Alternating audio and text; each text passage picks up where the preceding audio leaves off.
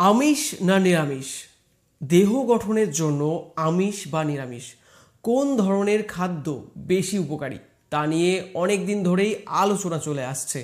তবে বিজ্ঞান বলছে দেহের প্রয়োজনীয় প্রোটিন উভয় ধরনের খাদ্য থেকেই পাওয়া যায়। প্রোটিন বিভিন্ন ধরনের অ্যামিনো অ্যাসিড দিয়ে তৈরি, যার মধ্যে কিছু আমাদের শরীরে নিজে থেকে তৈরি হয় না, তাই সেগুলো প্রতিদিন খাবারের মাধ্যমে গ্রহণ করতে হয়। প্রাণীজ প্রোটিনে এসব অত্যাবশ্যকীয় অ্যামিনো অ্যাসিড প্রায় সবই পাওয়া যায়, কিন্তু উদ্ভিজ্জ প্রোটিনে সব ধরনের অ্যামিনো অ্যাসিড একসঙ্গে থাকে না।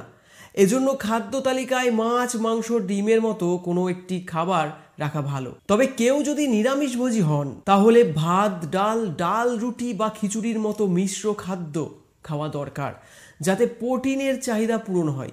বিশেষ করে ডাল গুরুত্বপূর্ণ, কারণ এটি ভালো মানের উদ্ভিজ্জ প্রোটিন সরবরাহ করে। শিশুদের ক্ষেত্রে আমিষ বা নিরামিষ যে কোনো ধরনের খাদ্যই যথেষ্ট, যদি তা পরিমাণ মতো খাওয়া হয়। শুধু আমিষ খেলেই শরীর সুস্থ থাকবে এমন কোনো নিয়ম নেই। সঠিক অনুপাতে শর্করা, প্রোটিন, ফ্যাট, ভিটামিন, খনিজ ও জল থাকলেই শরীরের চাহিদা পূরণ হয়।